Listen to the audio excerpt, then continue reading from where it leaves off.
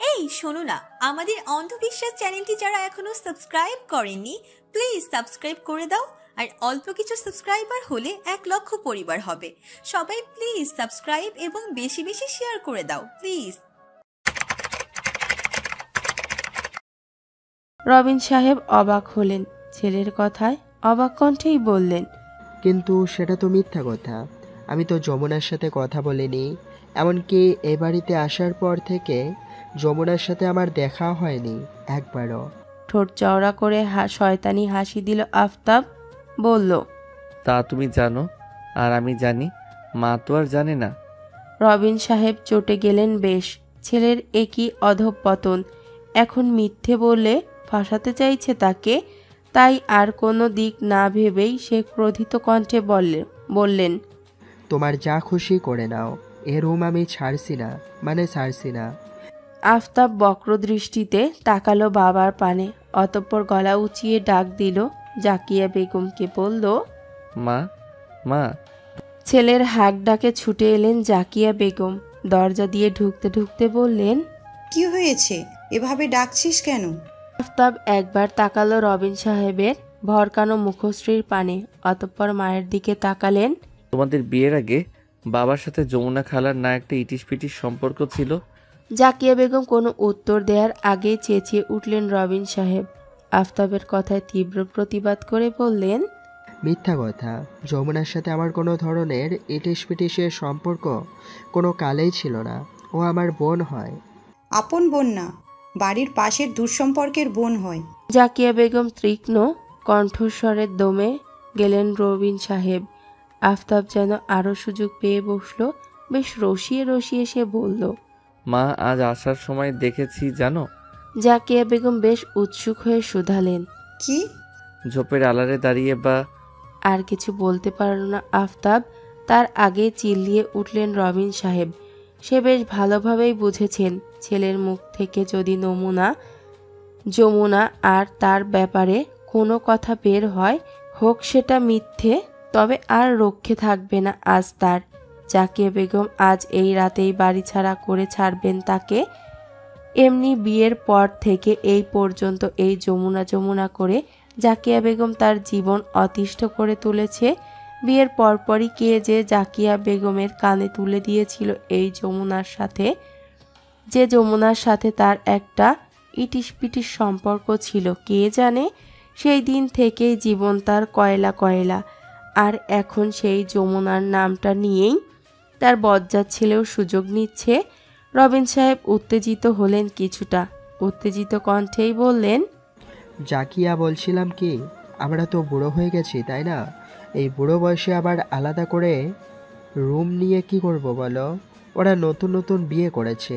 আমরা বরং আজ আমাদের রুমটা ওদেরই ছেড়ে দেই। আফতাব আকাশ থেকে পড়ার ভান ধরল, বলল, এ মা, চিচি কি বলছো? তোমরা রুম ছেড়ে দিবে? সেই রুমে আমি আর নৈরিতা থাকবো? তা কি করে হয়? আজকে একটা রাতের ব্যাপার, তো আজ রাতটা আমি আর নৈরিতা ম্যানেজ করে নিতে পারবো। যদিও নৈরিতা এখানকার কিছুই চেনে না, কিন্তু সমস্যা নেই, আমরা ম্যানেজ করে নেব। তোমরা এই রুমেই থাকো। আফতাবের কথা শেষ হতেই জাকিয়া বেগম বাধা দিলেন তাকে। বললেন, তোর বাবা তো ঠিক বলেছে। তাছাড়া মেয়েটা নতুন এসেছে এখানে, কাউকে চেনে না, জানে না, হয়তো অস্বস্তি লাগবে। তুই আর নহিতা বরং আজ এই ঘরেই থাক। আমি আর তোর বাবা অন্যদের সাথে ম্যানেজ করে নিচ্ছি আজ রাতটা। না, তা কি করে হয়? একদম বেশি কথা বলিস না। নহিতাকে নিয়ে আয়, আমরা ছেড়ে দিচ্ছি রুমটা। এত করে যখন বলছো ঠিক আছে, আমি আর নৈরিতা এখানেই থাকি আজ। রবিন যেন আফতাবের এহেন অভিনয়ে হতবাক হয়ে পড়লেন। ক্ষণে ক্ষণে চমকে যাচ্ছেন তিনি। এ তার ছেলে তো নাকি জন্মের সময় হাসপাতালে কোনো নির্লজ্জ ঠোঁটকাটা অভিনয় শিল্পীর বাচ্চার সাথে পাল্টে গিয়েছিল। রবিন সাহেবের বেশ সন্দেহ হচ্ছে এই ছেলে তার নয়, নির্ঘাত হাসপাতালে বদলে গেছে। না, একবার ঢাকা ফিরেই যে হাসপাতালে আফতাব জন্মেছিল সেই হাসপাতালে খবর নিতে হবে। তারপর যার বাচ্চা তাকে পার্সেল করে ফেরত দিতে হবে। এই নির্লজ্জ বাচ্চা সে রাখবে না কিছুতেই। রাত বেড়েছে কিছুটা, চারিদিকে আধারের ঘনঘটা, প্রকৃত নিস্তব্ধ হয়েছে। সেখানে হানা দিতে শুরু করেছে নিশাচর প্রাণীরা। রবিন সাহেব এবং জাকিয়া বেগম তাদের রুম ছেড়ে দিয়েছেন আফতাব আর নৈরিতার জন্য। খাবার দাবার পাট চুকিয়ে কেবলই রুমে ঢুকলো তারা। বেশ ক্লান্ত লাগছে দুজনের শরীরই। রুমে ঢুকেই আফতাব ধপ করে বসে পড়ল বিছানায়। এ বাড়িতে আসার পরই সে ফ্রেশ হয়ে জামা কাপড় বদলে নিয়েছিল, তবে নৈরিতার হাত মুখ ধুয়ে ফ্রেশ হলেও শাড়ি বদলায়নি। সারাদিন শাড়ি পরে থাকতে থাকতে হাঁপিয়ে উঠেছে যেন মেয়েটা। শাড়িটা বদলাতে হবে এখন। লাগেজটা খুলে নিজের নরম জামা কাপড় বের করতে চাইল নৈরিতা, কিন্তু লাগেজ খুলতেই চক্ষু চড়ক গাছ। এ কি, তার জামা কাপড় কোথায়? এ তো সব আফতাবের শার্ট প্যান্ট দিয়ে ভরপুর। এগুলো এখানে কিভাবে এলো? নৈরিতার যতদূর মনে আছে সে তার লাগেজ আফতাবের কোনো জামা কাপড় রাখেনি। তাহলে এই কাজ কে করলো? নিশ্চয়ই এই বদলোকটা। নৈরিতা কটমট করে তাকালো আফতাবের পানে, দাঁতে দাঁত চেপে বলল, আপনার জামা কাপড় আমার লাগেজে কিভাবে এলো? আফতাব ভাবলেশহীনভাবে শুয়ে পড়ল বিছানায়। স্বাভাবিক কণ্ঠেই বলল, আমি রেখেছি। কখন করেছেন এই কাজ? তুমি ঘুমানোর পর। আফতাবের স্বাভাবিক উত্তরে যেন আরো তেতে উঠল নৈরিতা। ঝাঁঝালো কণ্ঠে বলল, কেন রেখেছেন? কখনো শুনেছ স্বামী স্ত্রী কোথাও যাচ্ছ অথচ জামা কাপড় নিচ্ছে আলাদা আলাদা ব্যাগে? নৈরিতা এবার রেগে গেল বেশ, তবে প্রকাশ করল না। প্রকাশ করে লাভ আছে কি কোনো? এই লোক কি আর কোনো কথা শোনার লোক? উল্টো একে কিছু বললে নিজেরই নাস্তানা বোধ হয়ে ফিরে আসতে হবে। নৈরিতা জোরে জোরে কয়েকটা নিঃশ্বাস নিয়ে নিজের রাগকে নিয়ন্ত্রণ করার চেষ্টা করলো। অতঃপর বলল, কিন্তু আমার জামা কাপড় কোথায়? আছে নিচে। নৈরিতা আর কথা বাড়ালো না। খুঁজতে শুরু করলো নিজের জামা কাপড়। ওপর থেকে টেনে টেনে আফতাবের সব জামা কাপড় তুলে নিচের দিকে তার গুটি কয়েক কাপড় পেল। নিজের জামা কাপড় সব রাজ্য শুদ্ধ ভরে রেখেছে আর তার মাত্র কয়েকটা কাপড় এনেছে। নৈরিতা অগ্নিদৃষ্টিতে তাকালো আফতাবের পানে, তবে বলল না কিছুই। নিজের একটা 3 পিস খুঁজে বের করার যুদ্ধে নামলো সে, কিন্তু আফসোসের ব্যাপার লাগেজের কোথাও একটা 3 পিস নেই। যে কয়েকটা তার কাপড় আছে সব শাড়ি এবং শাড়ির সাথে পরা সরঞ্জাম ছাড়া আর কিছুই আনেনি আফতাব। শাড়ি পরে কি সারাদিন ঘোরা যায়? বিশেষ করে রাতে ঘুমানোর সময়। নৈরিতা এবার আর নিজের রাগ দমন করে রাখতে পারল না। তেজি কণ্ঠে বলল, আমার 3 পিসগুলো কোথায়? আফতাব আবারও ভাবলেশহীনভাবে নির্বিকার ভঙ্গিতেই সে বলল, ওগুলো তো আমি রেখে এসেছি। আমি ঘুমাবো কি পরে? কেন? শাড়ি। দাঁতে দাঁত চাপল নৈরিতা, বলল, শাড়ি পরে কি ঘুমানো যায়? হ্যাঁ, আসেন আপনাকে আমি শাড়ি পরিয়ে দিই, আপনি ঘুমান শাড়ি পরে। আফতাব বাঁকা দৃষ্টিতে তাকালো নৈরিতার পানে, বলল, আমি শাড়ি পরতে যাব কেন? তুমি মেয়ে মানুষ, তুমি পরো। ওসব নিশ্চয়ই আমার কর্ম নয়। নৈরিতা উত্তেজিত হলো। ঝগড়ার সুর বলল, তাহলে আপনার কর্ম কি? সব সময় আমার পেছনে লাগা? আফতাব দ্রুত শোয়া থেকে উঠে বসলো। নৈরিতার দিকে তাকিয়ে বলল, তোমার সামনে পিছনে আশেপাশে লাগা ছাড়া আর কোনো এই মুহূর্তে আমি দেখছি না। নৈরিতা আবারও কিছু বলতে চাইল, কিন্তু তাকে থামিয়ে দিল আফতাব। বলল, দেখো, তোমার সাথে এই রাতে রোম্যান্স বাদ দিয়ে ঝগড়া করার কোনো ইচ্ছে আমার নেই। এত কষ্ট করে নিজের সর্বোচ্চ নির্লজ্জতার প্রমাণ দিয়ে আলাদা রুম নিয়েছি, নিশ্চয়ই তোমার সাথে ঝগড়া করার জন্য নয়। কথাটা বলে একটু থামলো আফতাব। বলল, তোমার সমস্যা তো ঘুমানোর সময় কী পড়বে তা নিয়ে। ওয়েট, আমি এখনই সমাধান বের করে দিচ্ছি। নৈরিতা সরু দৃষ্টিতে তাকালো আফতাবের পানে, সন্দিহান কণ্ঠে বলল, কি সমাধান? আফতাব উঠে দাঁড়ালো বিছানা ছেড়ে। নৈরিতার পাশে এসে দাঁড়িয়ে লাগেজ খুঁজে নিজের একটা টি শার্ট হাতে নিল। সেটা বাড়িয়ে দিল নৈরিতার দিকে। বলল, এটা পরে ঘুমিয়ে যাও। নৈরিতা হতবাক।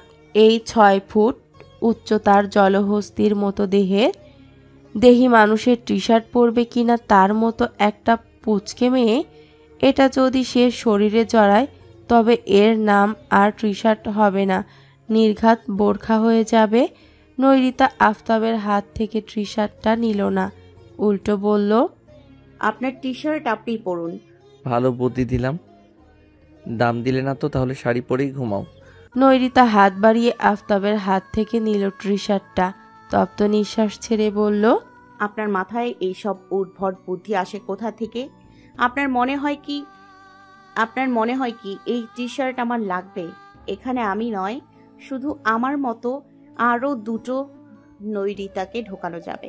আফতাব লাজুক ভঙ্গিতে হাসলো এবার, দুষ্টুমি স্বরে বলল, বলাই শার্ট আরেকটা নৈরিতাকে ঢুকাবে কেন? আমি আছি না? আজ বরং এই টি শার্টের ভিতরে তুমি আমি দুজন একসাথে ঢুকে যাই, এক টি শার্টে তুমি আমি। উফ, কি রোমান্টিক, কি রোমান্টিক। আফতাবের কথায় বিন্দু পরিমাণ অবাক হলো না নৈরিতা। এই কয়েকদিনেই সে এই লোকের নির্লজ্জতার সাথে বেশ ভালোভাবেই পরিচিত হয়ে উঠেছে। এসব কথা তো এর কাছে দুধভাত। নৈরিতা বরং কিয়ৎক্ষণ সময় নিয়ে তীক্ষ্ণ দৃষ্টিতে তাকিয়ে রইল আফতাবের পানে, অতঃপর হাতে ধরে থাকা টি শার্টটা ছুঁড়ে মারল আফতাবের মুখের উপর। মুহূর্তেই কোনো সময় ব্যয় না করে হনহন করে বেরিয়ে গেল রুম থেকে। আফতাবও দেরি করল না, ছুটতে লাগলো বইয়ের পিছু পিছু। ছুটতেই সে বলল, আরে কোথায় যাচ্ছ তুমি? কত কষ্ট করে এই রুম পেয়েছি, নিজের মান সম্মান নিলামে চড়িয়ে নিজের একমাত্র বাপের সাথে আরেক নারীর ইটিস পিটিস লাগিয়ে এই রুম হাসিল করেছি আমি, আর তুমি কিনা এই রাত বিরাতে এই রুম ছেড়েই চলে যাচ্ছ। এত নিষ্ঠুর, এত পাষাণ হতে পারো না তুমি বউ, কিছুতেই না। নৈরিতা শুধালো না কোনো কথা। এই বান্দার এমন বাক্যের সাথে অতি পরিচিত সে, সুতরাং এর এমন ঠোঁটকাটা কথা শুনে চমকে গিয়ে দাঁড়িয়ে পড়ার কোনো মানেই হয় না। নৈরিতা সোজা হেঁটে গেল নীরা যে রুমে আছে সে রুমের দিকে। রুমে ঢুকে নীরার ব্যাগ থেকে তার একটা 3 পিস এনে গটগট করে আবার হাঁটা ধরল নিজের জন্য বরাদ্দকৃত রুমের দিকে। নীরা আর নৈরিতার জামার মাপ প্রায় এক হওয়ায় অবশেষে তার সুবিধা হলো এটা, নয়তো এতদিন নীরাই তার জামা নিয়ে টানাটানি করেছে শুধু। আফতাব নৈরিতার পেছনে আবার ফিরে আসতে আসতে লক্ষ্য করলো তার বাবা রবিন সাহেব পায়চারি করছে ড্রয়িং রুমে। আফতাব পিছু ছেড়ে দিল নৈরিতার, এগিয়ে গেল তার বাবার প্রাণে। কিঞ্চিত সময় নিয়ে বাবাকে পর্যবেক্ষণ করে বেশ রসিয়ে বলল, কি বাবা, বউ ছাড়া ঘুম আসছে না বুঝি? ছেলের এমন কথায় পায়চারি থামিয়ে দিলেন রবিন সাহেব। তাকালেন আফতাবের পানে। সে আগেই বুঝেছিল এই নির্লজ্জ ছেলে যখন এখানে এসেছে নিশ্চয়ই কোনো ভালো কথা বলতে আসেনি সে। রবিন সাহেবের মুখশ্রী থমথমে কণ্ঠে সে বলল, আমি তোমার মতো বউ পাগল নই। আফতাব ঠোঁট বাঁকালো, বলল, তা ঠিক, বউ পাগলা নও তুমি। বউ পাগলা নয় বলেই তো তিনটা জন্ম দিয়েছ। বউ পাগলা হলে যে কি হতো কে জানে। তাহলে বোধহয় এক বাংলাদেশ সব হতো রবিন জোয়ারদারের সন্তানে ভরপুর। রবিন সাহেবের কর্ণ ভারী হলো। এ কি কথা ছেলের মুখে? দাঁতে দাঁত চেপে সে বলল, চুপ করো বেয়াদব ছেলে, এক থাপড়ে দাঁত ফেলে দিব তোমার। হ্যাঁ, তা তো ফেলবেই। কথায় আছে না, সত্যি কথার ভাত নেই। আমি সত্যি কথা বলছি বলে তুমি আমায় থাপ্পড় দিয়ে দাঁত ফেলে দেওয়ার ভয় দেখাচ্ছ? কথাটা বলে একটু থামলো আফতাব, অতঃপর আবার বলল, কিন্তু তোমার ওই নড়বড়ে হাতের থাপ্পড়ে যে আমার দাঁত পড়বে না বাবা, কারণ আমি কোলগেট দিয়ে দাঁত ব্রাশ করি। রবিন সাহেব তাকালেন ছেলের পানে। না, এই ছেলের সামনে কথা বলে লাভ নেই কোনো। এর সাথে এখানে দাঁড়িয়ে কথা বাড়ানোর থেকে প্রস্থান করা যুক্তিযুক্ত হবে। তাই তিনি আর কোনো উত্তর দিলেন না আফতাবের কথায়। শুধুমাত্র একবার ছেলের পানে তীক্ষ্ণ দৃষ্টি নিক্ষেপ করেই লম্বা লম্বা কদমে প্রস্থান করলেন রবিন সাহেব। আফতাব আর ওখানে একা দাঁড়িয়ে কি করবে? যার কাছে এসেছিল সেই তো চলে গেল, তাই সেও চলে এলো রুমে ফিরে দেখতে পেল নৈরিতা বিছানায় বিড়াল ছানার মতো গুটিসুটি মেরে ঘুমিয়ে আছে। হয়তো সারাদিনের জার্নিতে ক্লান্ত হয়ে ঘুমিয়ে পড়েছে মেয়েটা, তাই আর আফতাব জ্বালানো না নৈরিতাকে। এমনিতেও আফতাবের সাথে মেয়েটার সম্পর্ক ঠিক হোক বা না হোক, বিয়ের পর আফতাবকে রেখে আগে ঘুমায়নি একদিনও। অবশ্য নৈরিতার এই বদ অভ্যাসটার কারণে আর উপায় বেজায় বিরক্ত আফতাব। মেয়েটার এই বদ অভ্যাসের কারণে তাকে নিজের বুকে টেনে নিয়ে বা চুমু খেয়ে এখন অবধি ঘুমোতে পারেনি আফতাব। যাক, আজ অন্তত মেয়েটাকে বুকে জড়ানো যাবে, চুমু খাওয়া যাবে। তার কপালে ঠোঁট প্রশস্ত করে বিস্তর হাসল আফতাব। রুমের উজ্জ্বল লাইটটা নিভিয়ে ড্রিম লাইটটা জ্বালিয়ে দিল সে। অতঃপর নিঃশব্দে বিছানার এক পাশে শুয়ে পড়ল, নৈরিতাকে টেনে নিল বুকে। মেয়েটার কপালে আলতোভাবে চুমু খেল গুটি কয়েক। অতঃপর নিজের বক্ষে প্রাণপ্রিয় স্ত্রীকে জড়িয়ে পাড়ি জমালো ঘুমের দেশে। রাতের আধার কেটে ভোর হয়েছে। সকালের স্নিগ্ধ মিষ্টি রোদ এসে হানা দিয়েছে প্রকৃতিতে। গ্রামের পরিবেশ সকালের এই মিষ্টি রোদের সাথে যেন তুলনা হয় না কোনো কিছুর। আরও যদি হয় হেমন্তের সকাল, শীত। সকালের এই মিষ্টি রোদে বাড়ির সব পুরুষরা চেয়ার পেতে বসেছে উঠানে। মেয়েরাও আছে, তবে একটু পাশে। উনুনের পিঠে সবাই সকালের নাস্তা তৈরির তোড়জোড় চালাচ্ছে। যদিও বাড়ির ছোট্ট সদস্যদের করতে দেওয়া হচ্ছে না তেমন কিছুই, তবুও তারা বসে রয়েছে উনুনের কাছেই। এপাশে পুরুষের সভায় সকলের কথোপকথন। আফতাব বুঝল তাদের গ্রামে আনা হয়েছে তার কাকাতো ভাইয়ের 5 বছরের ছেলে শিহাবের মুসলমানের অনুষ্ঠান উপলক্ষে। কথাটা শোনা মাত্র মেজাজটা বিগড়ে গেল আফতাবের। একটা মুসলমানের অনুষ্ঠানের জন্য কিনা তাকে সেই 1 সপ্তাহ আগে ঢাকা থেকে এনে বসিয়ে রেখেছে গ্রামে। এই 1 সপ্তাহ বসে কি এখন মুসলমানের অনুষ্ঠান খাবে নাকি? নিজের মুসলমানের দ্বিতীয়বারের মতো আবার সম্পূর্ণ করবে। নতুন এমপি নির্বাচিত হয়েছে সে, কত কাজ তার। কাজ ভালো না করলে কি জনগণ পরের বার ভোট দিবে তাকে? পরের বার আবার এমপি নির্বাচিত না হতে পারলে তো লজ্জায় নাক কাটা যাবে তার। সেখানে সাধারণ একটা মুসলমানের অনুষ্ঠানের জন্য তাকে এনে বসিয়ে রাখা হয়েছে গ্রামে। একথা সবাই তাকে আগে বলতো, অনুষ্ঠানের একদিন আগে আসতো সে। আফতাব চটে গেল কিছুটা, বেশ ক্ষোভ নিয়েই বলল, সামান্য একটা মুসলমানের অনুষ্ঠানের জন্য আমাকে এতদিন আগে এনে বসিয়ে রেখেছো এখানে? আমার কি কোনো কাজকর্ম নেই? সকলের মধ্যেই বসেছিল শিহাব নামক পিচ্চিটা, যার মুসলমানের অনুষ্ঠান। মুসলমানি অবশ্য ইতিমধ্যে হয়ে গেছে তার। একটা হলুদ সবুজের লুঙ্গি পরে সামনের দিকটা হাত দিয়ে উঁচু করে ধরে সারাদিন হেঁটে বেড়ায় সে। আফতাবের কথা শুনে চোখ ছোট ছোট করে তার পানে তাকালো শিহাব। বলল, তো কি মুসলমানি অসামান্য কিছু নাকি? আফতাবের কথায় ঠোঁট বাঁকালো ছোট শিহাব। তাচ্ছিল্য স্বরে বলল। আফতাব অবাক হলো শিহাবের কথায়। কি বলে এই পিচ্চি? কিন্তু এই পিচ্চির কাছে তো হার মানা যাবে না তাকে, তাই নিজের পক্ষে সে বলল, হয়েছে, আলবাত হয়েছে। 5 বছর বয়সে বাবা রিমোট কন্ট্রোল গাড়ির লোভ দেখিয়ে আমারটা। আর বলতে পারল না আফতাব। তাকে কথার মাঝখানেই থামিয়ে দিলেন রবিন সাহেব। বললেন, চুপ করো নির্লজ্জ ছেলে, লজ্জা শরম কি সব গুলিয়ে রেখে ফেলেছো নাকি? আফতাব ছোট ছোট চোখে তাকালো বাবার পানে। বলল, এখানে লজ্জা শরমের কি আছে? আমি তো সত্যি কথা বলছিলাম। রবিন সাহেব হাত জোড় করলেন, বললেন, আল্লাহর রাস্তে এখন সত্যি কথা বাদ দিয়ে ভিতরে যাও তুমি, আর আমাকেও একটু শান্তিতে থাকতে দাও। সে তো আর হচ্ছে না। আমি বেঁচে থাকতে তোমার আর শান্তিতে থাকা হচ্ছে না বাবা। রবিন সাহেব বুঝলেন ছেলে এখানে থাকলে না তার নিস্তার আছে, আর না এই ছেলের নির্লজ্জ মুখের নিস্তার আছে। পরে দেখা যাবে ভাই বোনদের সামনে এই বয়সে এসে মান সম্মান নিয়ে টানাটানি বাঁধবে। কিন্তু এই ছেলেকে এখান থেকে ওঠানো যায় কিভাবে? রবিন সাহেব আশেপাশে তাকালেন, অতঃপর কণ্ঠ কিছুটা খাদে নামিয়ে আফতাবকে বললেন, তোমাকে বউ ডাকছে, গিয়ে শুনে এসো কি বলে। নৈরিতা আফতাবকে ডাকছে। অবাক হলো সে, নৈরিতা তো তাকে ডাকে না কখনো।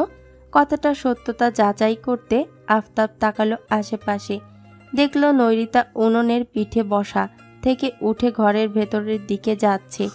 তবে কি সত্যিই তাকে ডেকেছে নৈরিতা? আফতাব আবার ফিরে তাকালো বাবার পানে, সন্দিহান কণ্ঠে বলল, সত্যি নৈরিতা ডেকেছে আমাকে? বিশ্বাস না হলে গিয়ে দেখে এসো। বাবার কথা বিশ্বাস করে উঠে দাঁড়ালো আফতাব। শরীরে জড়ানো টি শার্টটা ঠিক করতে করতে বলল, যাচ্ছি আমি। যে বউ তাকে জীবনেও ডাকে না, সেই বউ আজ ডেকেছে তাকে। ভেতরে ভেতরে আনন্দে ফেটে পড়ছে আফতাব। নিশ্চয়ই বউটা তার রোম্যান্টিক হয়ে গেছে, তার সাথে একটু একাকী সময় কাটাতে চাইছে। নয়তো এই সাজ সকালে সকলের মধ্য থেকে তাকে ডেকে পাঠাতো নাকি? খুশি মনেই রুমে প্রবেশ করলো আফতাব, কিন্তু তার বউ কই? রুম তো ফাঁকা। ওয়াশরুম থেকে পানির আওয়াজ পেয়ে আফতাব বুঝে নিল বউ তার ওয়াশরুমে আছে। রুমের দরজাটা আটকে অপেক্ষা করতে লাগলো বইয়ের জন্য। খানিক সময় বাদেই ওয়াশরুম থেকে বের হলো নৈরিতা। এদিকে ওদিকে তাকানোর আগেই দৌড়ে তাকে জাপটে ধরল আফতাব। আকস্মিক ঘটনায় হকচকিয়ে উঠল মেয়েটা, চকিত কণ্ঠেই বলল, কি করছেন? সকাল সকাল মাথার কোনো ব্যামো উঠেছে নাকি যার বহিঃপ্রকাশ করতে উপস্থিত হয়েছেন আমার সম্মুখে? আফতাব পাত্তা দিল না নৈরিতার কথায়। সে বরং আর একটু দৃঢ়ভাবে নিজের পক্ষে জড়িয়ে নিল নৈরিতাকে। আদুরে কণ্ঠে বলল, আমাকে ভীষণ মিস করছিলে বুঝি? সরি বউ, সারাক্ষণ কি আর তোমার কাছে বসে থাকলে চলবে নাকি? বাইরের লোকদের সাথেও তো একটু দেখা সাক্ষাৎ করতে হবে, তাই না? নৈরিতা নিজেকে ছাড়ানোর চেষ্টা করলো আফতাবের বাহুবন্ধন থেকে, বলল, আপনাকে আমি মিস কেন করতে যাব? ছাড়ুন আগে, আমাকে ছেড়ে কথা বলুন। ছাড়তেই যদি বলবে তবে ডাকলে কেন? অবাক হলো নৈরিতা, অবাক কণ্ঠেই বলল, আমি আবার কখন ডাকলাম আপনাকে? আফতাবও অবাক হলো এবার। নৈরিতাকে ছেড়ে দাঁড়ালো সে, কিছুটা অবাক সুরেই বলল, ডাকুনি তুমি আমাকে? না তো। আফতাব বুঝল তার বাবা তাকে মিথ্যে বলে ওখান থেকে উঠিয়েছে। এদিকে ভালোই হয়েছে, বাড়ির সবাই বাইরে ভেতরে, এমন ফাঁকা পরিবেশে নৈরিতাকে নিয়ে একটু একাকী সময় কাটানো যাবে। তবুও তাকে মিথ্যে বলার প্রতিশোধ তো সে নিবেই। যাই হোক, আপাতত নৈরিতাকে তো সামলানো যাক। আফতাব নিজের হাত বাড়িয়ে আবারও জড়িয়ে ধরল নৈরিতাকে, বেশ দাপটের সাথে বলল, মিথ্যা কেন বলছো? তুমি ডেকেছো আমায়? আমার বাবা বিখ্যাত রবিন জোয়ারদার বলেছেন তুমি আমায় ডেকেছো। আমার বাবা নিশ্চয়ই মিথ্যা বলবেন না। নৈরিতা অবাক হলো কিছুটা। রবিন সাহেব বলেছেন যে সে ডেকেছে, কিন্তু সে তো আফতাবকে ডাকেইনি। তাহলে কি আফতাব মিথ্যে বলছে?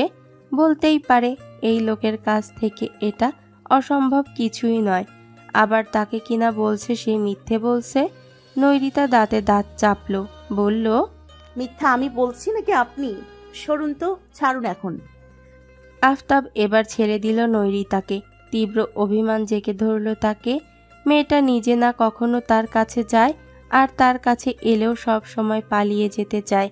হাজার হলেও আফতাব স্বামী তার। সে ভালোবাসে নৈরিতাকে।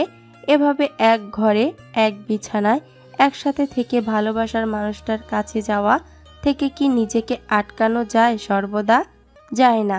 তার উপরে সে পুরুষ মানুষ। পুরুষ মানুষের ধৈর্য শক্তি বরাবরই কম থাকে একটু। তবুও আফতাব ধৈর্য ধরেছে, সময় দিয়েছে নৈরিতাকে। তাই বলে সামান্য একটুখানি স্পর্শ করতে পারবে না নিজের স্ত্রীকে? তাতেও এভাবে বাধা দিবে মেয়েটা? কেন, তার শরীরে কি কোনো ছোঁয়াচে রোগ রয়েছে নাকি, যে মেয়েটাকে স্পর্শ করলেই সে রোগ চলে যাবে তার ভেতরে? আফতাব তাকালো নৈরিতার পানে, কিছুটা অভিমানে কণ্ঠে বলল, সবসময় এভাবে ধরলেই ছাড়ুন ছাড়ুন বলে মুখে ফেনা তুলে ফেলো কেন? আমি স্বামী হই, তোমার পরপুরুষ নই। কথাটুকু বলেই হনহন করে রুম থেকে বাইরে বেরিয়ে এলো আফতাব। নৈরিতাকে কিছু বলার সুযোগই দিল না। মেয়েটা হতবম্ব হয়ে দাঁড়িয়ে রইল। শুধু হৃদয় কুঠুরিতে তার নাড়া দিয়ে উঠল আফতাবের কণ্ঠ নিষ্কৃত শেষাক্ত বাণী। সত্যিই তো, আফতাব তার স্বামী, কোনো পরপুরুষ নয়। তার উপর আফতাবের অধিকার আছে সম্পূর্ণ। তবুও মানুষটা তাকে সময় দিয়েছে, আর সে কিনা সর্বদা আফতাবের থেকে পালানোর ফন্দি আটে। মনে মনে অপরাধবোধ জন্মালো নৈরিতার। ভাবল এমন আর নয়, এবার সবটা ঠিক করে নেওয়া উচিত তার। বিয়ে যখন হয়েছে, সারা জীবন তো এই মানুষটার সাথেই কাটাতে হবে তাকে। সে যতটা দূরে ঠেলবে মানুষটাকে, তত দূরত্ব বাড়বে তাদের মধ্যেখানে। এছাড়া আর হবে না কিছুই। আর আফতাবের জন্য ও যে তার মনের অনুভূতি নেই, কোনো তেমন ও নয়। আফতাবের প্রতি বেশ জাগ্রত অনুভূতি রয়েছে নৈরিতার হৃদয়ে। না, এভাবে আর নয়, এবার আফতাবের সাথে এ বিষয়ে কথা বলতে হবে। সকাল গড়িয়ে দুপুর হলো। সূর্যটা এক কোণ থেকে ধীরে ধীরে সরে এসে দাঁড়ালো মাথার ওপরে। সকালের হালকা হালকা শীতকেও বিদায় জানিয়ে এখন বেশ গরম লাগছে।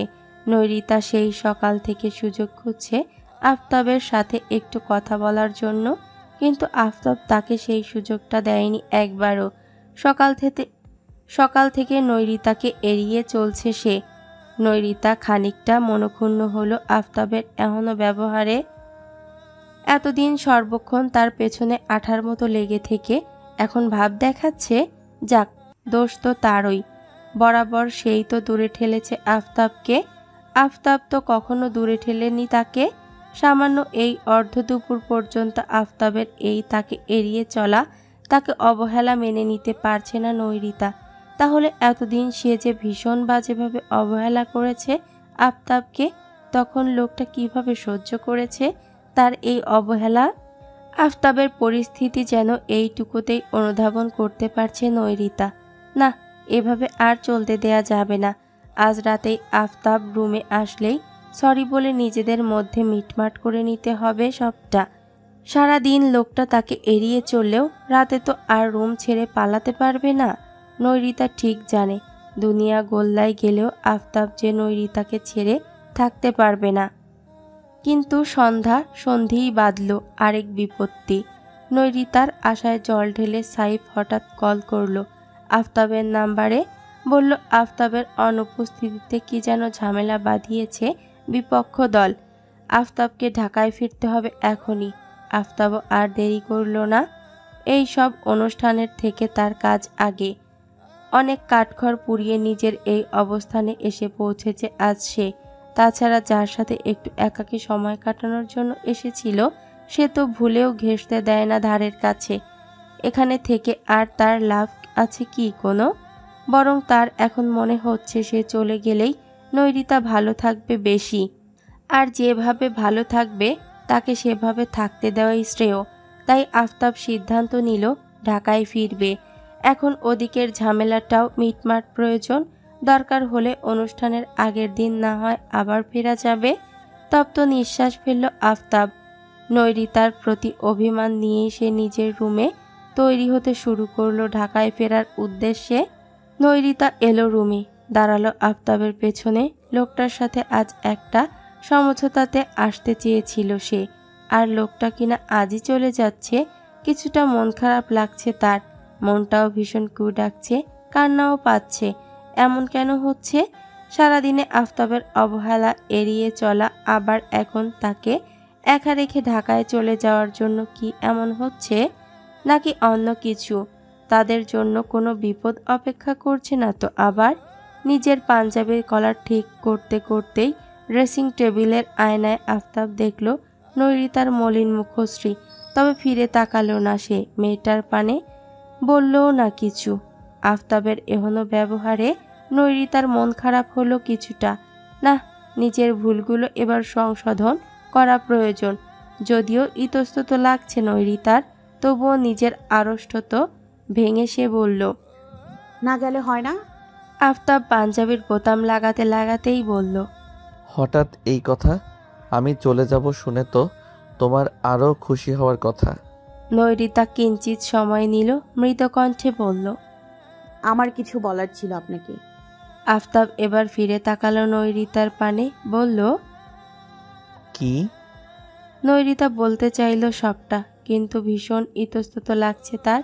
কিভাবে সবটা বলবে সে? আফতাবকে বুঝিয়ে বলতে পারবে তো? নৈরিতার আড়ষ্ট ভঙ্গিতে নিজের ওড়না এক কোণা পেঁচাতে লাগলো আঙ্গুলের সাথে। আফতাব তাকালো সেদিকে, হাতঘড়ির দিকে দেখতে দেখতে বলল। যা বলার তাড়াতাড়ি বলো, দেরি হয়ে যাচ্ছে আমার। নৈরিতা এই সময় ভাঙতে পারল না নিজের আড়ষ্টতা। তার হয়তো নিজেকে প্রস্তুত করার জন্য আরও একটু সময় প্রয়োজন, তাই আড়ষ্ট ভঙ্গিতেই সে বলল। আপনি ফিরে আসলে বলবো। আফতাবের ভীষণ ইচ্ছে হলো নৈরিতা কি বলতে চাইছে শোনার, নৈরিতাকে জোর করার, কিন্তু আজ সে তেমন কিছুই করল না। তীব্র অভিমানে নিজের ভেতরকার বাসনাগুলোকেও দমিয়ে রাখল সে। তপ্ত নিঃশ্বাস ফেলে বলল। আসছি। সাবধানে যাবেন। কথাটুকু নৈরিতা বলতে চাইল মুখ ফুটে, কিছু তা আর বলা হলো না তার। আফতাব তার আগেই প্রস্থান করল রুম থেকে। বাড়ির সকলের কাছ থেকে বিদায় নিয়ে গাড়িতে উঠে পড়ল সে। একাই যাবে, শুধু শুধু কাউকে সাথে করে নিয়ে গিয়ে তার আনন্দটা আর মাটি কেন করতে যাবে? শুধু শুধু কাউকে সাথে করে নিয়ে গিয়ে তার আনন্দটা আবার মাটি কেন করতে যাবে? গ্রামের সকলে একটু তাড়াতাড়ি আসার মানেই হলো একটু বেশি দিন থেকে সবার মজা করবে। ঢাকা থেকে গ্রামে আসার সময় আফতাবের সাথে করে বডিগার্ডদেরও নিয়ে আসেনি। সব সময় আশেপাশে মাছির মতো কতগুলো বডিগার্ড নিয়ে ঘোরা একদম অপছন্দের আফতাবের। তাছাড়া এখানে এসেছিল সে নৈরিতার সাথে একাকী সময় কাটানোর জন্য। সেখানে কতগুলো বডিগার্ড সাথে নিয়ে এলে তাদের মধ্যে একটা বিরক্তিকর পরিস্থিতির সৃষ্টি হতো। হয়তো রাতে গ্রামের রাস্তা ধরে গাড়ি চালিয়ে একা একাই শহরের দিকে যাচ্ছে আফতাব। ইতিমধ্যে পথঘাট জনশূন্য, নিস্তব্ধ হয়ে পড়েছে কেমন। গ্রামের রাস্তা তো, তাই হয়তো এমন। গ্রামে আসার দিনও তো এমনই হয়েছিল। আফতাব একটু আশেপাশে তাকিয়ে গাড়ির লাইটের আলোতে দেখল চারপাশটা। আর একটু গেলেই গ্রামের এই নির্জন রাস্তা ছেড়ে দেখা মিলবে হাইওয়ের। সেখানে অবশ্যই অহরহ গাড়ি, বাস, ট্রাকের দেখা পাওয়া যাবে। হাইওয়ে প্রায় কাছাকাছি যেতেই হুট করে কেউ একজন চলে এলো আফতাবের গাড়ির সম্মুখে। হকচকিয়ে উঠল সে। দ্রুতই গাড়িতে ব্রেক কষল আফতাব, তবুও শেষ রক্ষা বুঝি হলো না। চোখের সম্মুখে লোকটাকে মাটিতে ঢলে পড়তে দেখল আফতাব। কলিজাটা যেন লাফিয়ে উঠল তার। অস্থির ভঙ্গিতে সে গাড়ির দরজা খুলে দ্রুত বেরিয়ে এলো। গাড়ির সম্মুখে একজনকে চোখ বন্ধ করে শুয়ে থাকতে দেখে কিছুটা ঘাবড়ালো সে। একটু এগিয়ে বসলো তার পাশে। তাকে নাড়া দিতে গিয়ে দেখল লোকটা মাত্রই অ্যাক্সিডেন্ট করে মাটিতে ঢলে পড়েছে, অথচ অদ্ভুতভাবে তার শরীরে কোনো অংশে রক্তের কোনো দাগ নেই। একজন মানুষ গাড়ির সাথে ধাক্কা খেলে অবশ্যই কোথাও কেটে যাবে, ফেটে যাবে, তার শরীরে একটু হলেও আহতের বা রক্তের চিহ্ন থাকবে, কিন্তু না, সেরকম কিছুই নেই। কেমন একটা রহস্যর গন্ধ পেল আফতাব। বুঝলো এসব কারো পরিকল্পিত কাজ। এর মানে এখানে আশেপাশে আরো লোক রয়েছে। আফতাব ঘাড় ঘুরিয়ে আশেপাশে দেখতে শুরু করলো। ঠিক তখনই শুয়ে থাকা লোকটা ধপ করে চোখ খুলল। নিজের শরীরের লুকানো স্থান থেকে একটা ধারালো ছুরি বের করে আঘাত করার চেষ্টা করলো আফতাবের পেটে, কিন্তু ছুরিটা সম্পূর্ণরূপে আফতাবের পেটে আঘাত করার আগেই সেটা সে ধরে ফেলল।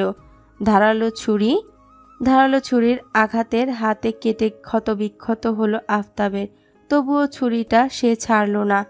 নিজের প্রাণপণ চেষ্টা করলো ছুরিটাকে নিজের শরীরে আঘাত করা থেকে ঠেকাতে, কিন্তু এত চেষ্টাও শেষ রক্ষা করতে পারল না তার। সামনে থেকে ছুরিটা শক্ত হাতে সে ধরে রাখলেও হঠাৎ পেছন থেকে কেউ একজন ধারালো দা দিয়ে কোপ বসিয়ে দিল আফতাবের পিঠ বরাবর। সাথে সাথেই তাজা রক্তে রঞ্জিত হয়ে উঠল তার পাঞ্জাবি। চমকালো আফতাব। হাতের ছুরিটা ছেড়ে পেছনে তাকিয়ে ঠেকাতে চাইল পেছনের লোকটাকে। তখনই পেছন থেকে ওই শুয়ে থাকা লোকটাও তার হাতের ধারালো ছুরিটা কুপিয়ে দিল আফতাবের পিঠে। এই সুযোগে সামনে থাকা লোকটাও আরেকটা কোপ বসিয়ে দিল আফতাবের বুকের সাথে সাথে এবার মুখ দিয়েও রক্ত গড়িয়ে পড়তে শুরু করলো আফতাবের। করার সুযোগও পেল না লোকটা। তার আগেই মাটিতে ঢলে পড়ল সে।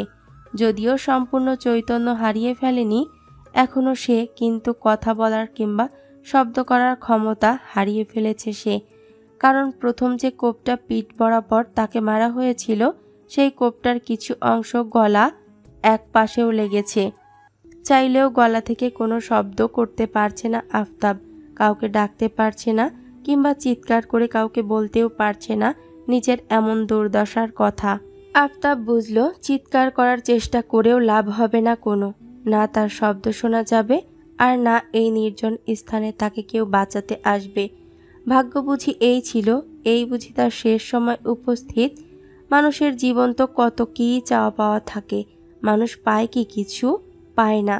আবার কখনো কখনো পেয়েও হারিয়ে ফেলে, সেও না হয় সেই পেয়েও হারিয়ে ফেলার কাতারেই পড়ল। ধীরে ধীরে চোখের সামনে ঝাপসা হয়ে এলো আফতাবের। আফতাব বুঝল জ্ঞান হারাচ্ছে সে। এই জ্ঞান হয়তো আর ফিরবে না তার, মৃত্যু বোধহয় তার নিকটে উপস্থিত। ধীরে ধীরে মাটির কোলে লুটিয়ে পড়ল আফতাব। সৃষ্টিকর্তার নাম মনে কোণে জপতে জপতে চোখ বন্ধ করে সে। তাকে মারতে আসা লোক দুটো কিছুক্ষণ নাড়িয়ে চাড়িয়ে দেখল আফতাবকে। কোনো সাড়া না দিতে দেখে ভাবল মরে গেছে। একে নিয়ে শুধু শুধু আর সময় নষ্ট করার মানে হয় না। আফতাবের রক্তাক্ত দেহটা ঠেলে ফেলে দিল পাশের ঝোপের আড়ালে। অতঃপর আফতাবের গাড়ি নিয়েই চলে গেল তারা। রাত বেড়েছে কিছুটা, চারিদিকে নিস্তব্ধ, নীরব হয়ে পড়েছে। ঘড়ির কাঁটা ঠিক ঠিক করে জানান দিচ্ছে রাত প্রায় 12টা বেজেছে। আফতাব বাড়ি থেকে বেরিয়েছে সেই সন্ধ্যা 7টার দিকে। মধ্যিখানে প্রায় ঘন্টা 5 অতিবাহিত হয়েছে, অথচ লোকটার খবর নেই কোনো। এতক্ষণে কোন পর্যন্ত পৌঁছেছে সে খবরটা তো অন্তত দিবে, তাও দিচ্ছে না। নৈরিতা একের পর এক কল করে যাচ্ছে, ধরার কোনো নামগন্ধই নেই। নিশ্চয়ই তার প্রতি অভিমানেই কলটা ধরছে না সে। ঠিক আছে, নৈরিতাও হেরে যাওয়ার পাত্রী নয়। এই কল যতক্ষণ না ধরবে আফতাব, ধরে সেও হাল ছাড়বে না।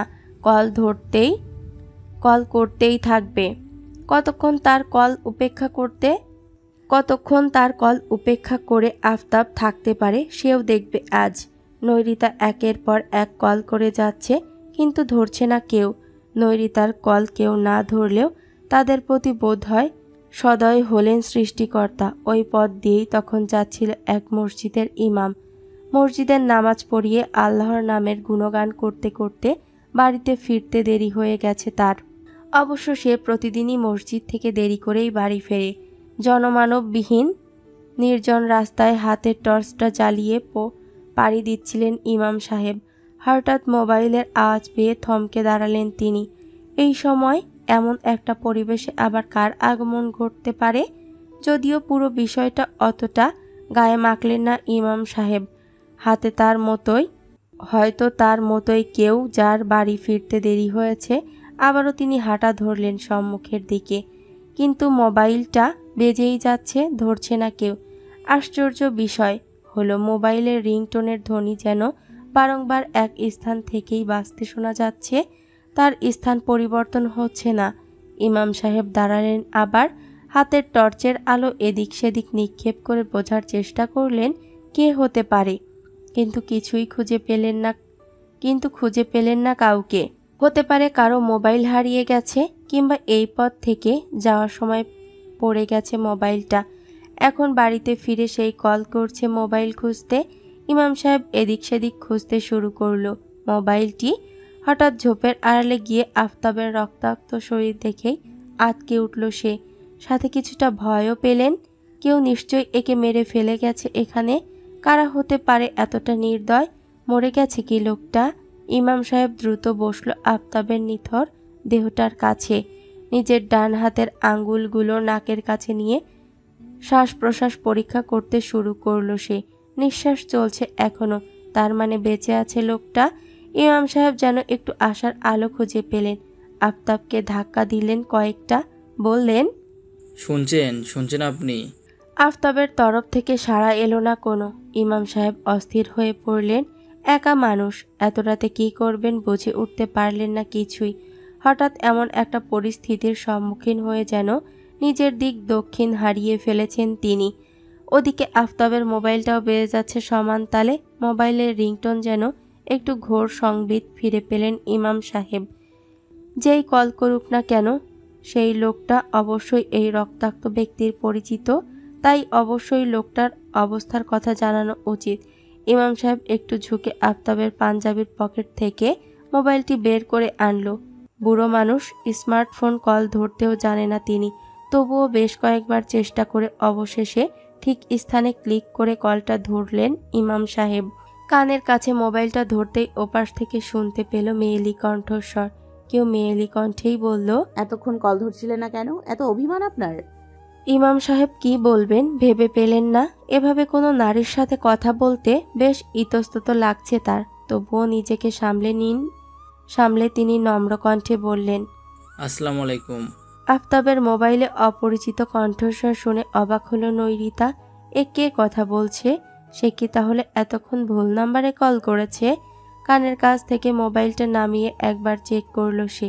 না, আফতাবের নাম্বারই তো, ভুল নেই কোনো। নৈরিতা আবারও মোবাইলটা ধরল নিজের কানের কাছে, অবাক কণ্ঠেই বলল, আপনি কে? আর আফতাবের মোবাইল আপনার কাছে এলো কিভাবে? ইমাম সাহেব বেশি কথা বাড়াতে চাইলেন না। ভাবলেন যতটা সময় নষ্ট করবেন ততই অবনতি হবে তার সম্মুখীন অসাড় হয়ে পড়ে থাকা লোকটার। তাই সরাসরি তিনি মূল কথায় আসলেন। বললেন, মা, আপনি কে? আমি জানি না। এই মোবাইলের মালিক কি হয় আপনার তাও জানি না, তবে এই মোবাইলের মালিককে কেউ কুপিয়ে ফেলে গেছে রাস্তার ধারে। তার পকেট থেকে এই মোবাইলটা উদ্ধার করেছে আমি। কথাটা শুনে নৈরিতার পায়ের তলার মাটি যেন সরে গেল। কেঁপে উঠল বুকটা। আফতাবকে কেউ কুপিয়ে রাস্তার ধারে ফেলে গেছে। ক্ষতবিক্ষত হলো নৈরিতার হৃদয়। নিঃশ্বাসটাও বন্ধ হয়ে আসার উপক্রম। এই মুহূর্তে কথা বলতে ভুলে গেছে যেন সে। মনে হচ্ছে কেউ জোর করে দুটো হাতে গলা টিপে ধরে রেখেছে তার। বুকের মধ্যে কষ্ট হচ্ছে ভীষণ, তবুও অনেক কষ্টে নিজেকে সামলে নিল সে। ধরা গলায় বলল, হাসপাতালে নিয়েছেন তাকে? না। তো কোনো গাড়ি ঠিক করে হাসপাতালে নিয়ে যান ওনাকে। আমার স্বামীকে বাঁচাতে হবে অ্যাট এনি কস্ট। আর এই মোবাইলটা আপনার কাছেই রাখুন। কল করলে আমার স্বামীর খবরাখবর আর কোন হসপিটালে আছেন জানাবেন, আমরা আসছি। কথাটা বলেই কলটা কেটে দিল নৈরিতা। এতক্ষণ নিজেকে সামনে নিলেও এবার পারল না সামলাতে। কান্নারা যেন দলা পাকিয়ে বেরিয়ে আসতে চাইছে তার ভেতর থেকে। চিৎকার করে কেঁদে উঠল সে। মেঝেতে বসে পড়ল ধপ করে, পাগলের মতো বলতে শুরু করলো, এত অভিমান আপনার যে আমাকে একদম ছেড়ে চলে যাওয়ার পরিকল্পনা করে নিয়েছেন? এত অভিমান আপনার? নৈরিতার চিৎকার শুনে বাড়ি শুদ্ধ ছুটে এলো সবাই। জাকিয়া বেগম এসে ধরলেন নৈরিতাকে, অস্থির কণ্ঠে শুধালেন, কি হয়েছে? এমন করছিস কেন? নৈরিতা কান্নারত দৃষ্টিতে তাকালো জাকিয়া বেগমের দিকে। উত্তেজিত কণ্ঠে বলল, আন্টি আফতাব। আফতাবের কথা শুনে খানিকটা বিচলিত হলেন জাকিয়া বেগম। বিচলিত কণ্ঠেই বললেন, আফতাব কি বলল? নৈরিতা বলতে পারছে না কিছুই, শুধু কেঁদে যাচ্ছে অঝরে। নৈরিতার এমন অবস্থা দেখে তার দিকে এগিয়ে গেল আয়ান। বলল, কি হয়েছে বলবি তো? তুই না বললে আমরা বুঝবো কিভাবে আফতাব ভাইয়ের কি হয়েছে? নৈরিতা অনেক কষ্টে নিজের কান্নাটা একটু নিয়ন্ত্রণে আনলো। ভাঙা ভাঙা কণ্ঠে বলল, আফতাবকে কেউ কুপিয়ে রাস্তার ধারে ফেলে গেছে। নৈরিতার কথা শুনে চমকে উঠল সবাই। জাকিয়া বেগম আফতাব বলে চিৎকার করেই জ্ঞান হারালেন। হাজার হলেও মা বলে কথা। ছেলের এমন করুণ অবস্থার কথা শুনে সহ্য করতে পারেননি তিনি। তাকে সবাই হাতে হাতে ধরে শুইয়ে দিল বিছানায়। বাড়ির পুরুষরা যাদের যা পরনে ছিল সেই পোশাকেই বেরিয়ে পড়তে চাইল আফতাবের উদ্দেশ্যে। নৈরিতাও ঠিক করলো তাদের সাথে যাবে বলে। প্রথম দিকে তাকে কেউ নিতে না চাইলেও রবিন সাহেবের সিদ্ধান্তে নিতে বাধ্য হলো। বাসায় পরিহিত হালকা গোলাপি রঙা শাড়িটা পরেই সকলের সাথে বেরিয়ে পড়ল সে। এদিকে ইমাম সাহেব ঘুরে ঘুরে এক অটো চালকের বাড়িতে গিয়ে তাকে ঘুম থেকে তুলে নিয়ে এসেছেন। প্রথমে কেস হতে পারে ভেবে অটো চালক আসতে চায়নি, পরবর্তীতে ইমাম সাহেবের জোরাজুরিতে বাধ্য হয়েছে আসতে। এসে আফতাবের অবস্থা দেখেও না করতে পারেনি আর। অটোতে করেই স্থানীয় একটি হসপিটালে নিয়ে আসা হলো। সেখানেই আপাতত প্রাথমিক চিকিৎসা শুরু করা হলো তার। শহরের হাসপাতাল এখান থেকে অনেক দূর। অটোতে করে সেখানে যেতে সময় লাগবে অনেকটা। পথিমধ্যে আফতাবের হয়ে যেতে পারে কিছু, তাই আগে এখানে আনাটাই শ্রেয় মনে করেছেন ইমাম সাহেব। গ্রামের নির্জন রাস্তায় দ্রুত গাড়ি চালিয়ে আসতে বেশি সময় লাগেনি নৈরিতাদেরও। মাত্র ঘন্টা দুয়েকের মধ্যেই হাসপাতালে পৌঁছালো তারা। দেখল ইতিমধ্যে আফতাবকে সাদা ব্যান্ডেজে মোড়ানো হয়েছে। হাতে মুখে রক্তের দাগ লেগে আছে অনেকটা, তবে জ্ঞান ফেরেনি এখনো। সদা তরতাজা মানুষটাকে এভাবে দেখে বুকে যেন যন্ত্রণা শুরু হলো নৈরিতার। কান্না পেল ভীষণ। ইচ্ছে করলো ছুটে গিয়ে লোকটাকে জড়িয়ে ধরতে, একবার টেনে তুলে জিজ্ঞেস করতে ইচ্ছে হলো, এত অভিমান কেন আপনার? কিন্তু না, সে এসবের কিছুই করল না। নিজেকে সামলে নিল মেয়েটা। সে মোটেই ওই বিপদে ভেঙে পড়া, কাজের কাজ কিছু না করে শুধুমাত্র কেঁদে কেটে ভাসিয়ে ফেলার মেয়েদের মধ্যে নয়। এই সময়টা মোটেও কান্না করা বা আবেগী হওয়ার সময় নয়। আফতাবকে ঢাকা নিয়ে যেতে হবে, উন্নত চিকিৎসার ব্যবস্থা করতে হবে তার জন্য। ওই হাসপাতালে প্রাথমিক চিকিৎসা সেরে ডাক্তারদের অনুমতি নিয়েই নিজেদের গাড়িতে তোলা হলো আফতাবকে। শহরের দিকে ছুটে চলা হলো তাকে নিয়ে। ঘণ্টা তিনেকের ব্যবধানে তারা আফতাবকে নিয়ে পৌঁছালো ঢাকায়। এই পুরোটা সময় নৈরিতা আফতাবের এক হাত ধরে বসেছিল তারই পাশে। একটুর জন্যও নড়েনি। শুধুমাত্র হাসপাতালে এনে চিকিৎসার জন্য আফতাবের হাতটা বিচ্ছিন্ন করা হয়েছে তার হাত থেকে। আফতাবকে নিয়ে যাওয়া হয়েছে অপারেশন থিয়েটারের ভেতরে। নৈরিতাকে অনেকবার ফ্রেশ হতে বলা হলেও গেল না সে। বসে রইল অপারেশন রুমের বাইরে। খবর শুনে ইতিমধ্যে সাইফ ওরাও চলে এসেছে হাসপাতালে। চারপাশে মানুষের এত সমাগম হলেও নৈরিতার মধ্যে সে বিষয়ে কোনো প্রতিক্রিয়া দেখা গেল না। সে চুপ করে দেয়ালে হেলান দিয়ে বসে আছে। হাসপাতালের এক কোণে সাইফ দেখল নৈরিতার পানে। এক রাতেই কেমন চেহারাটা বদলে গেছে মেয়েটার। কান্নার দরুন চোখ নাক ফুলে গেছে, কেমন এলোমেলো অগোছালো দেখাচ্ছে মেয়েটাকে। সাইফ এগিয়ে গেল নৈরিতার পানে। মেয়েটাকে সান্ত্বনা দিতে বলতে চাইল কিছু, কিন্তু সে কিছু বলার আগেই মুখ খুলল নৈরিতা। ধারালো কণ্ঠে বলল, আমি কোনো সান্ত্বনার কথা শুনতে চাইছি না সাইফ ভাই। সকাল 10টার আগে আমার স্বামীর অবস্থা কে এমন করেছে খুঁজে আমি আমার স্বামীর শরীরের প্রতিটি আঘাতের হিসাব চাই, তাতে যাই হয়ে যাক না কেন। সাইফ অবাক হলো নৈরিতার কথায়। সে ভেবেছিল মেয়েটা হয়তো তাকে দেখে কেঁদে কেটে বুক ভাসাবে, কিন্তু এর মুখ থেকে তো ধারালো অস্ত্রের ন্যায় কথা বের হচ্ছে। এই না হলে আফতাবের বউ, কিন্তু একা একটা মেয়ে কি করবে? আরও যদি ঝামেলা হয় কোনো, তাহলে আফতাব সুস্থ হয়ে উঠে নির্ঘাত তার ঘাট থেকে আলাদা করে দিবে সুন্দর মাথাটা। সাইফ আমতা আমতা শুরু করলো, বলল, তো আমি সম্ভবত না বোঝার মতো কোনো কথা বলিনি সাইফ ভাই। আশা করছি আপনি বেশ ভালোভাবেই বুঝতে পারছেন আমার কথা। কথাটা শেষ করে একটু থামল নৈরিতা।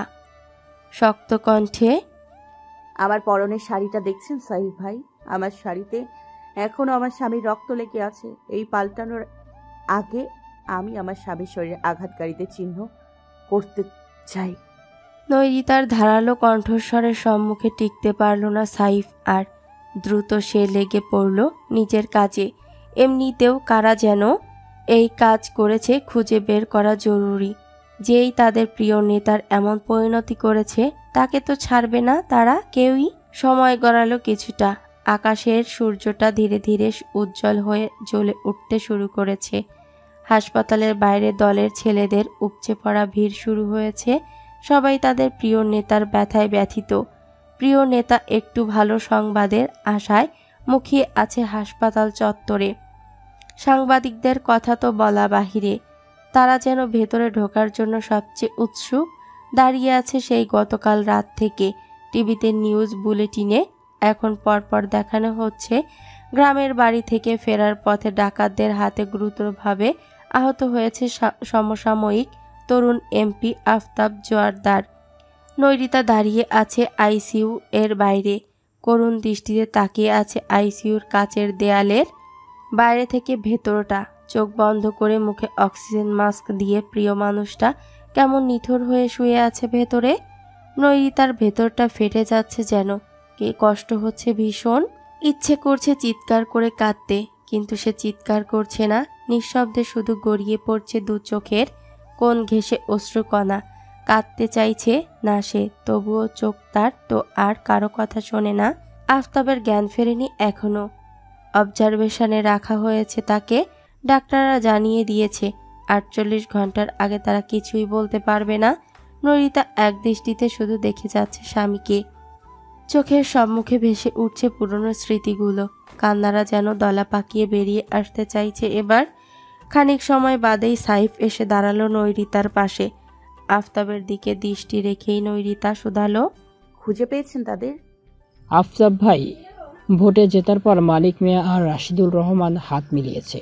তারা দুজন মিলেই আফতাব ভাইয়ের এই অবস্থা করেছে। তবে যারা সরাসরি আফতাব ভাইকে কুপিয়েছে তারা মালিক মিয়ার লোক ছিল। এতটুকু বলে থামলো সাইফ।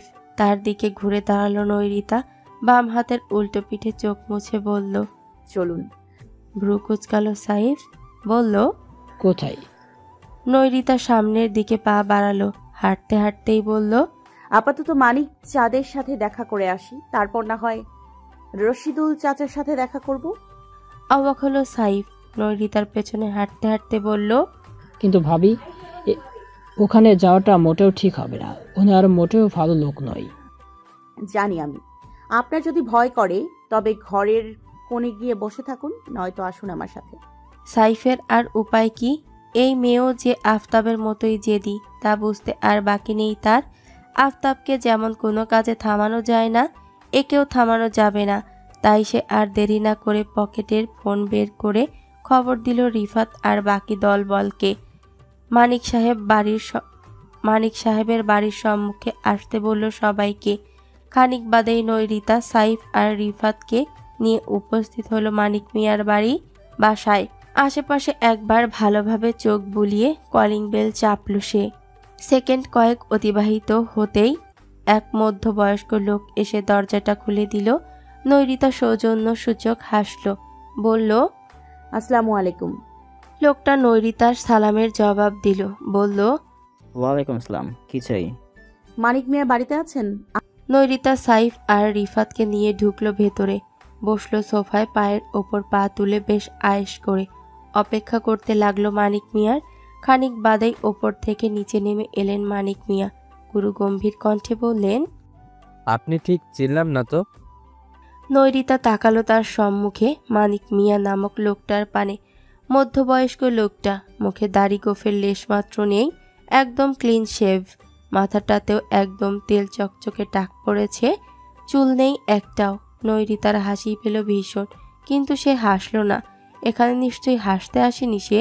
মানিক মিয়া এসে বসলো সোফায়, তাকালো আশেপাশে। সাইফ আর রিফাতকে চিনতে পারলেও নৈরিতাকে ঠিক চিনল না সে। তাই আবারও প্রশ্ন করল, কে আপনি, কি চাই, আমার বাড়িতে কেন? ঠোঁট প্রশস্ত করে হাসলো নৈরিতা, বলল, আস্তে আস্তে এতগুলো প্রশ্ন একসাথে করলে আমি কোনটা রেখে কোনটার উত্তর দিব বলুন তো? কিন্তু আপনি আমাকে চিনলেন না, খুবই মনক্ষুণ্ণ হলাম আমি। আমাকে চিনে রাখা উচিত ছিল আপনার। মানিক মিয়া প্রশ্নবোধক দৃষ্টিতে তাকালো নৈরিতার পানে। নৈরিতা বুঝলো এই দৃষ্টির মানে। একটু থেমে সে বলল, আমি আপনার প্রাণপ্রিয় বিরোধী দলীয় নেতা আফতাব জোয়ারদারের একমাত্র সুযোগ্য স্ত্রী। এবার নিশ্চয়ই চিনতে পেরেছেন আমাকে। মানিক মিয়া আবার অবাক হলেন কিছুটা। এই মেয়েটা আফতাবের স্ত্রী? হ্যাঁ, কিছুদিন আগে বিয়ে করেছে শুনেছে, কিন্তু এই মেয়েটা এখানে কি করছে, তাও শত্রুপক্ষ? নিশ্চয়ই কোনো মতলবে এসেছে। গম্ভীর হলো মানিক মিয়ার কণ্ঠস্বর। সে বলল, আপনি এখানে কি মনে করে হঠাৎ? হাসল নৈরিতা, অতঃপর তীক্ষ্ণ কণ্ঠে বলল, মুখ দর্শন করতে এলাম আপনার, আর এটাও দেখতে এলাম আপনার বুকের মধ্যকার কলিজাটা ঠিক কত বড় যে আমার স্বামীর শরীরে আঘাত করার সাহস রাখেন আপনি। চমকালো মানিক মিয়া। তবে কি সে ধরা পড়ে গেল? আফতাবকে কোপানোর বিষয়টা জেনে গেছে এরা? না জানার কথা তো নয়। রাতের অন্ধকারে কুপিয়ে মেরে আফতাবকে গাড়িটাও নিয়ে এসেছে, যাতে খুব সহজে কেসটা ডাকাতি বলে চালিয়ে দেয়া যায়। তাহলে এরা জানলো কিভাবে, তাও এত তাড়াতাড়ি? আমতা আমতা করলো মানিক মিয়া, বলল, কি সব বলছেন, মাথা ঠিক আছে আপনার? আমি কি বলছি না বলছি তা ভালোভাবে আপনিও জানেন আর আমিও। তাই নাটকটা একটু কম করবেন। এসব বোরিং নাটক দেখতে আমার আর ভালো লাগে না। না, আমি জানি না। নিশ্চয় স্বামীর শোকে মাথার সমস্যা দেখা দিয়েছে আপনার।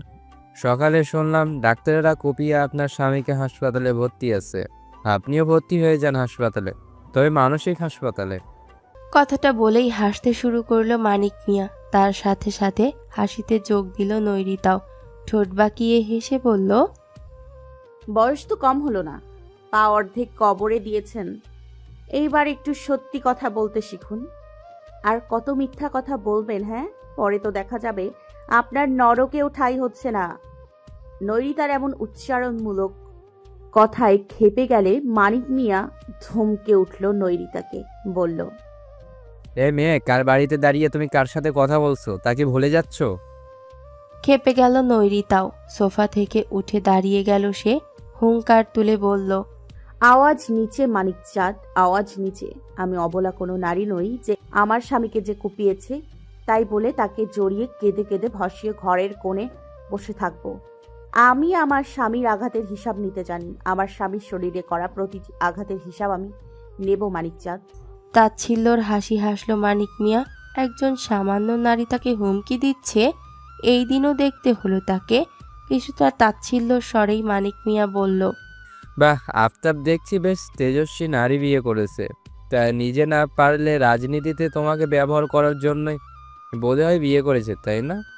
হাসল নৈরিতা, বলল, আপনি কি কখনো দেখেছেন বাঘকে নিজের গোত্র ছেড়ে অন্য গোত্রে গিয়ে সঙ্গিনী নির্বাচন করতে? বাঘ সব সময় নিজের সঙ্গিনী হিসেবে বাঘিনীকেই বেছে নেয়। তাহলে আমার স্বামী আমাকে বেছে নেয়া মোটেই অভাবনীয় কোনো কাজ নয়। এখন আপনারা বিড়াল বেছেও নিয়েছেন। বিড়াল আমার স্বামী তো তেমন নয়, তাই না?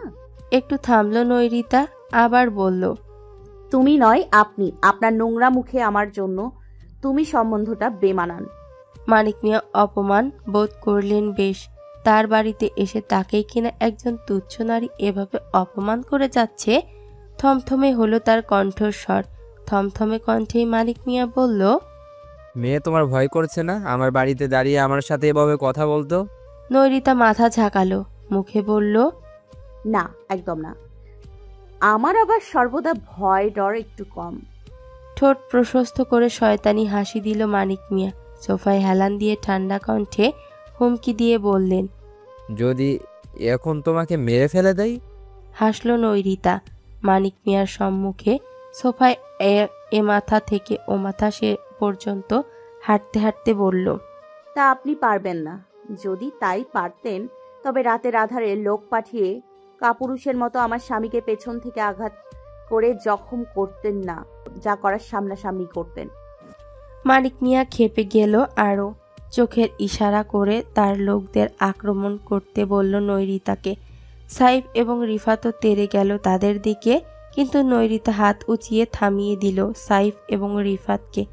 অতঃপর মানিক মিয়ার দিকে তাকিয়ে বলল, এই ভুল মোটেও করবেন না মানিক চাঁদ, কারণ আমি মরলে আপনিও এই বাড়ি থেকে আর বেঁচে বের হতে পারবেন না। এখানে ঢোকার আগে আমার লোক আপনার সম্পূর্ণ বাড়ি ঘিরে ফেলেছে।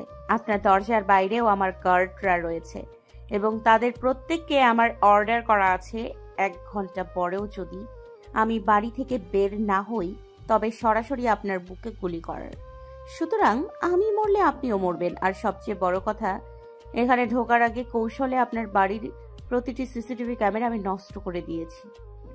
এখন এমন একটা পরিস্থিতি দাঁড়িয়েছে যে আমি মরলেও কোনো প্রমাণ থাকবে না, আর আপনি মরলেও না। তবে আপনি বোধহয় মরতে ভয় পান, কিন্তু আমি ভয় পাই না। কথাটা বলেই নৈরিতা তাকালো সাইফের পানে, বলল, কয়টা বেজেছে? সাইফ সময় বলতেই নৈরিতা মানিক মিয়ার দিকে তাকালো, বলল, আমাকে যে এখন যেতে হবে মানিক চাঁদ। একটু থামলো নৈরিতা, চোখ মুখ শক্ত করে শাসানোর সুরে বলল, রাজনীতির অঙ্গন থেকে আপনাকে যদি আমি লেজ কেটে বের না করতে পারি, তবে আমার নামও নৈরিতা নয়। আপনার এই তেল চকচকে টাকের দিব্যি। আফতাবের জ্ঞান ফিরল টানা 27 ঘন্টা পর। এখনো সম্পূর্ণ সুস্থ না হলেও বেঁচে গেছে এ যাত্রায়। হাসপাতাল কর্তৃপক্ষ দেখা করার অনুমতি দিতেই একে একে সবাইকে দেখা করে আসতে শুরু করলো আফতাবের সাথে। শুধু দেখা নেই নৈরিতার, মেয়েটা কি আসেনি? তবে বিছানায় শুয়ে আশেপাশে চোখ বোলাচ্ছে সে, কিন্তু কাঙ্ক্ষিত ব্যক্তির দেখা নেই কোথাও। যতই অভিমান করে থাকুক না কেন, সে মেয়েটার ওপর ওই মেয়েটাকে না দেখে তো সে থাকতে পারে না। আচ্ছা, মেয়েটাকে দেখা যাচ্ছে না কেন? তার এই অবস্থাতেও কি আসেনি মেয়েটা? এই অবস্থায় এসেও কি মেয়েটা তার প্রতি সদয় হয়নি একটুও? মনটা ভারী হলো আফতাবের। এত নিষ্ঠুর নির্দয় পাষাণ কেন তার বউটা? একে একে সবাই আফতাবকে দেখে বেরিয়ে যেতেই রুমে ঢুকলো নৈরিতা। আফতাব তাকালো সেদিকে, চক্ষুদয় শীতল হলো তার। যাক, তাহলে এসেছে মেয়েটা। ঠিক যতটা পাষাণ মেয়েটাকে ভেবেছিল ততটা পাষাণ নয়। মনে মনে খুশি হলেও মুখে একটা অভিমানী ভাব ধরে রাখলো আফতাব। সে নৈরিতাকে এটাই বোঝাতে চাইল যে এত কিছু হয়ে যাওয়ার পরও আমি আমার অভিমান ভুলিনি। নৈরিতা গিয়ে বসলো আফতাবের পাশে। আফতাব ফিরেও তাকালো না মেয়েটার পানে, দৃষ্টি নিবদ্ধ করলো সম্মুখের হাসপাতালের শুভ্র রঙা দেয়ালে। আলতো হাসলো নৈরিতা, কোমল কণ্ঠে বলল, এখনো অভিমান ঘোচেনি আমার স্বামী। নৈরিতার মুখে স্বামী কথাটা শুনে চমকালো আফতাব। হৃদয়টা যেন শীতলতায় ভরে গেল। তবুও সে ফিরে তাকালো না নৈরিতার দিকে। নৈরিতা এবার নিজের হাত বাড়িয়ে আলতোভাবে ধরল আফতাবের একটা হাত। আদুরে কণ্ঠে বলল, আমার দিকে তাকাবেন না এমপি সাহেব? আফতাব শুনল নৈরিতার কথা। ইচ্ছে হলো মেয়েটার পানে একটু দৃষ্টি দিতে, দু চোখ ভরে মেয়েটাকে দেখতে, কিন্তু নিজের ভাব ধরে রাখার জন্য সে তাকালো না নৈরিতার পানে। হুট করেই হু হু করে কেঁদে উঠল মেয়েটা। চকিত হলো আফতাব, হৃদয়ে ঝড় উঠল তার। মেয়েটা কাঁদছে কেন? তার কান্নার শব্দ যে আফতাব সহ্য করতে পারে না, তা কি মেয়েটা জানে না? আফতাব দ্রুত ফিরে তাকালো নিজের প্রিয়তমা স্ত্রীর দিকে। তার কান্নার শব্দ শুনেও তার দিকে না তাকিয়ে উপায় আছে কি কোনো? নৈরিতা কান্না জড়িত কণ্ঠেই বলল, এমন কেন আপনি এমপি সাহেব? খুব পচা আপনি। আমাকে এভাবে কষ্ট দিতে পারলেন আপনি? কথাটুকু বলে একটু থামলো নৈরিতা। ধকলটা একটু সামলে বলল, জানেন এমপি সাহেব, আমি কতটা ভয় পেয়ে গিয়েছিলাম। ভীষণ কষ্ট হচ্ছিল আমার। নিঃশ্বাসটাও বন্ধ হয়ে যাচ্ছিল। মনে হচ্ছিল এই বুঝি হারিয়ে ফেললাম আমি আপনাকে, এই বুঝি আলাদা হয়ে গেলাম আপনার থেকে। নৈরিতা থামলো। আফতাব থমকানো দৃষ্টিতে তাকিয়ে রইল নৈরিতার পানে। মনের মধ্যে যেন প্রশান্তির হাওয়া বইছে তার। অবশেষে তার ভালোবাসার মানুষটাও তাকে ভালোবেসেছে। এর থেকে সুখকর আর কি হতে পারে? যে দিনটার জন্য আফতাব এতদিন অধীর আগ্রহে অপেক্ষা করছে, আজ এই অবস্থায় এসে সেই দিনটা তার নিকট উপস্থিত হয়েছে। কিন্তু হয়েছে তো, সে অবশেষে মেয়েটার মনে জায়গা তো করে নিতে পেরেছে। আফতাব দুই ঠোঁটের ফাঁক করলো কিছু বলার জন্য। কিছু বলার জন্য, কিন্তু পারল না। তার আগেই নৈরিতা মোবাইলটা বেজে উঠল। আফতাবের হাতটা ছাড়ালো নৈরিতা, চোখ মুছে কলটা ধরে কানের কাছে নিল, বলল, হ্যাঁ সাইফ ভাই বলুন। ওপাশ থেকে কি বলল শোনা গেল না, তবে নৈরিতা তাকালো আফতাবের পানে। একে একে গুনতে শুরু করলো আফতাবের দেহে ব্যান্ডেজ করা ক্ষতগুলো। অতঃপর বলল, মোট 3টা, বুকে 2টা আর পিঠে 2টা, আর পিঠে একটা। বুকের একটা কোপ, গলার কিছু অংশ জুড়েও লেগেছে। কথাটা বলে একটু থামলো মেয়েটা। অতঃপর শক্ত কণ্ঠে বলে উঠল, সাথে হাত দুটো কেটে নেবেন সাইফ ভাই। যে হাত দিয়ে ওরা আমার স্বামীর শরীরে আঘাত করেছে, সেই হাত ওদের দেহ থেকে আলাদা করে ফেলুন সর্বপ্রথম। কথাটা বলেই কলটা কেটে দিল নৈরিতা। দেখলো গোল গোল চোখে তার দিকে তাকিয়ে আছে আফতাব। নৈরিতা ভ্রু কুচকালো, স্বামীর এহেন দৃষ্টিতে বলল, ওভাবে তাকিয়ে আছেন কেন? নৈরিতা সাইফের সাথে কি কথা বলছে এবং কোন বিষয়ে বুঝতে সময় লাগেনি আফতাবের। প্রথমে নৈরিতার মুখে এহেন মারপিটের শক্ত কথা শুনে থমকে গিয়েছিল সে, কিন্তু মুহূর্তেই বিচলিত হয়ে পড়ল। আফতাব খুব ভালো করে জানে তাকে যারা কুপিয়েছে তারা মোটেও কোনো ছোটোখাটো লোক নয়। ছোটোখাটো লোক তো একজন এমপিকে মেরে ফেলার মতো দুঃসাহস করবে না, তাই না? আর এই মেয়েটা কিনা তাদের সাথেই লাগতে গিয়েছে। এই মুহূর্তে সেও অসুস্থ, কোনো সাহায্য করতেও পারবে না নৈরিতাকে। মেয়েটার যদি কোনো বিপদ ঘটে, এই রাজনৈতিক অঙ্গন কতটা ভয়ঙ্কর সে জানে। আর এই মেয়েটা তো রাজনীতির ও জানে না। না না, এই মেয়েটাকে আটকাতে হবে। পরে বিপদ আপদ ঘটলে ভাবতেই আটকে উঠল আফতাব। বিচলিত কণ্ঠে বলতে চাইল কিছু, কিন্তু পারল না। গলা থেকে স্বর বের করতে পারছে না সে, সাথে গলার মধ্যে ব্যথাও অনুভব করছে ভীষণ। আফতাব আরও কয়েকবার চেষ্টা করলো কথা বলার, কিন্তু পারল না। উত্তেজিত হয়ে পড়ল সে। কথা কেন বলতে পারছে না সে? গলার স্বর কেন বের হচ্ছে না? আফতাবের অবস্থা দেখে বিচলিত হয়ে পড়ল নৈরিতাও।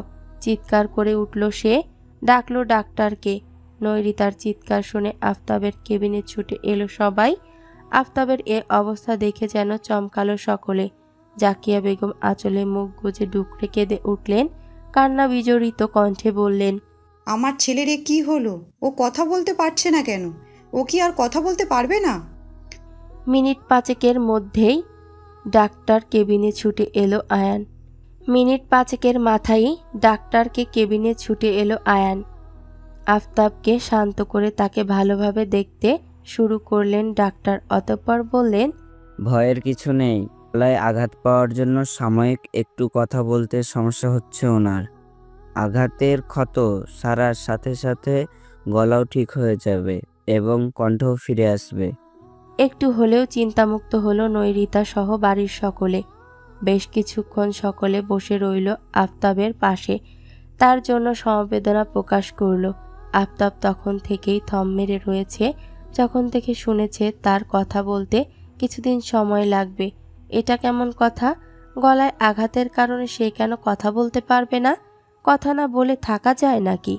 আর সেখানে যদি হয় আফতাব, বউ সারাদিন তার সামনে ঘুরঘুর করবে, আর সে কিনা বউকে ডেকে দুটো মনের কথা বলতে পারবে না, ভালোবাসার কথা বলতে পারবে না। আশ্চর্য! এভাবে সে থাকবে কিভাবে? বউকে না জ্বালিয়ে তার দ্বারা শান্তিতে থাকা সম্ভব নাকি?